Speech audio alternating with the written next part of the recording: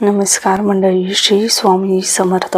11 जूनला म्हणजेच गुरुवारी आलेली आहे कमला एकादशी. ही अधिक मासातील शेवटची आणि अत्यंत महत्त्वाची एकादशी मानली जाते. अनेक लोकांना काही कारणांमुळे अधिक मासात पूजा, उपवास तसेच दान धर्म करता आले नाही, तरी त्यांनी अजिबात काळजी करू नका, कारण येणाऱ्या कमला एकादशी दिवशी फक्त काही नियम पाळले आणि एक छोटासा उपाय श्रद्धेने केला तर संपूर्ण अधिक मासाचे पुण्य मिळत असं मानलं जातं. पण अनेक लोक नकळत अशा चुका करतात ज्यामुळे व्रताचे पूर्ण फळ मिळत नाही.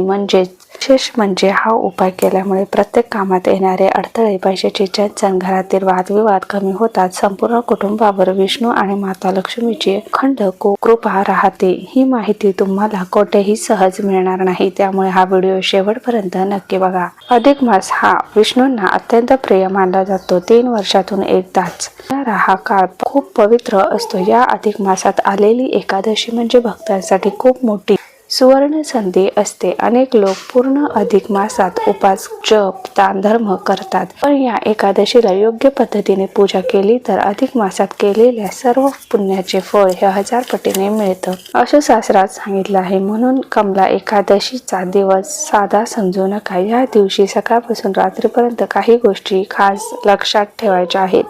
घरात शांतता ठेवायची आहे, देवघर स्वच्छ ठेवायचं आहे, विशेष म्हणजे मन शांत ठेवायचं आहे, कारण फक्त पूजा करून उपयोग नसतो. मनात राग, चिडचिड, वाद असेल तर व्रताचे पुण्य कमी होतं असं मानलं जातं. गुरुवारी सकाळी शक्यतो लवकर उठा. अंघोळीच्या पाण्यात थोडंसं गंगाजल, चिमूटभर काळे तेल टाकले तरी खूप शुभ मानलं जातं. त्यानंतर घरातील देवघर स्वच्छ करायचं. भगवान विष्णू, माता लक्ष्मी समोर तुपाचा दिवा लावायचा. शक्य असेल तर पिवळ्या रंगाचे कपडे परिधान करा, कारण पिवळा रंग भगवान विष्णूंना प्रिय मानला जातो. आता अधिक मासातील कमला एकादशीला विष्णूंचा आशीर्वाद मिळवण्यासाठी तुळशीची पूजा करणे अत्यंत लाभदायक मानले जाते. त्यामुळे या दिवशी तुळशीची पूजा नक्की करा. तुळशीला हळद, कुंकू, अक्षता वाहून पूजा करावी. तुळशीच्या मुळाशी पांढरे पिवळे चंदन लावणे अत्यंत शुभ मानले जातं. भगवान विष्णूंना पिवळा रंग प्रिय असल्यामुळे या दिवशी तुळशीला हळद लावलेली सुती पिवळा धागा बांधावा. संध्याकाळी तुळशीजवळ गाईच्या तुपाचा दिवा लावावा. अधिक मासात तुळशीजवळ 33 वातींचा दिवा लावणे अतिशय पुण्यकारक मानलं जातं. दिवा लावल्यानंतर तुळशीला किमान 3 किंवा 11 प्रदक्षिणा घालावेत. प्रदक्षिणा करताना ओम नमो भगवते वासुदेवाय किंवा महाप्रसाद जननी सर्व सौभाग्यवर्धिनी या मंत्राचा जप करावा.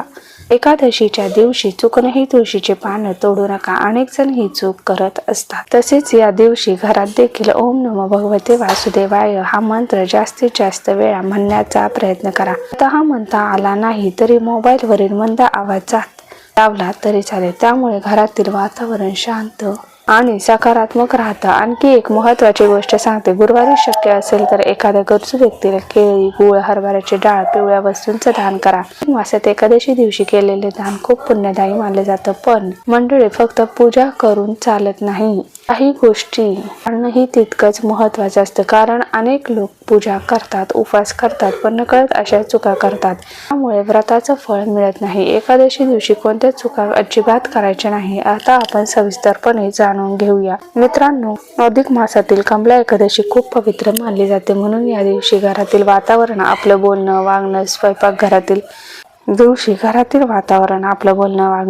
घरातील गोष्टी सुद्धा खूप महत्त्वाच्या मानल्या जातात. सर्वात पहिली गोष्ट म्हणजे या दिवशी घरात भांडण, मोठ्याने बोलणं किंवा कोणाचाही अपमान अजिबात करू नका. अनेक वेळा छोट्या छोट्या कारणावरून घरात तणाव निर्माण होतो, पण एकादशीच्या दिवशी घरात शांतता ठेवणं खूप महत्त्वाचं असतं. विशेषतः स्त्रियांनी चिडचिड टाळावी, कारण घरातील स्त्री शांत असेल तर घरात सकारात्मक ऊर्जा टिकून राहते असं मानलं जातं. आणखी एक गोष्ट, गुरुवारी कोणालाही रिकाम्या हाताने घरातून पाठवू नका. एखादा गरीब, भिकारी किंवा गरजू व्यक्ती दारात आली तर शक्य असेल तेवढं दान जरूर करा.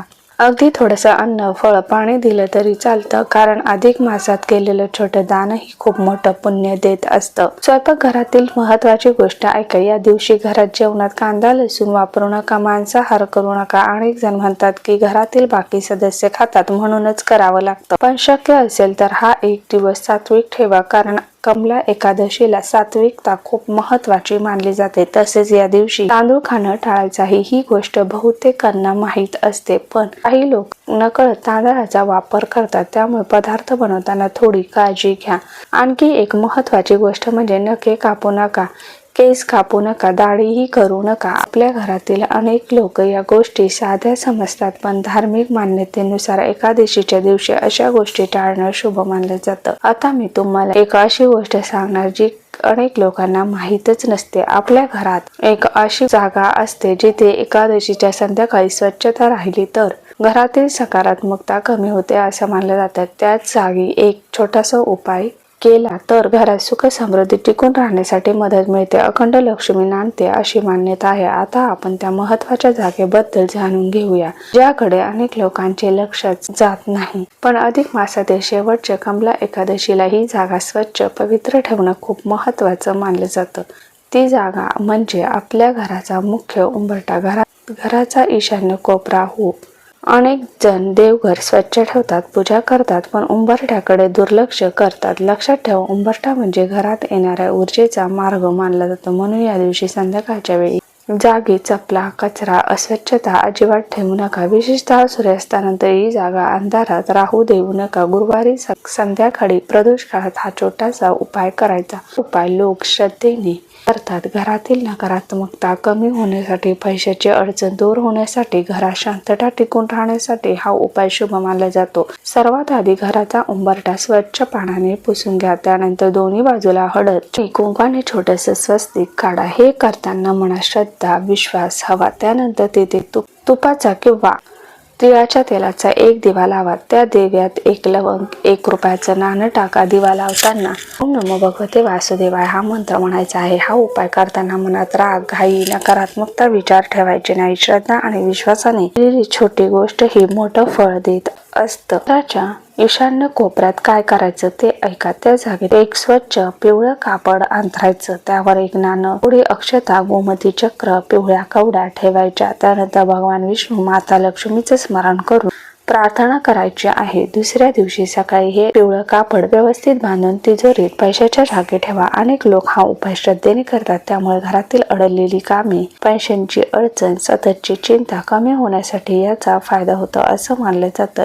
एक गोष्ट लक्षात ठेवा, उपाय फक्त पैशांसाठी करू नका. मन शांत राहावं, घरात प्रेम राहावं, कुटुंब एकत्र राहावं यासाठी प्रार्थना करा, कारण खरी समृद्धी म्हणजे घरातील समाधान. कमला एकादशीची रात्र ही खूप शांत, पवित्र मानली जाते. अनेक लोक दिवसभर पूजा करतात, उपवास करतात, पण रात्री काही गोष्टींकडे दुर्लक्ष करतात आणि इथेच मोठी चूक होते. कारण अधिक मासातील ही शेवटची एकादशी असल्यामुळे रात्रीची सेवा नियम खूप महत्त्वाचे मानले जातात. रात्री शक्यतो घरात मोठ्या आवाजात टीव्ही लावणे, भांडण करणे, गोंधळ टाळा. घरात शांत वातावरण ठेवा. देवासमोर लावलेला दिवा सतत जळत राहिला तर खूप शुभ मानले जातं. विशेषतः तुळशी समोर देवघरात लावलेला दिवा विझून देऊ नका.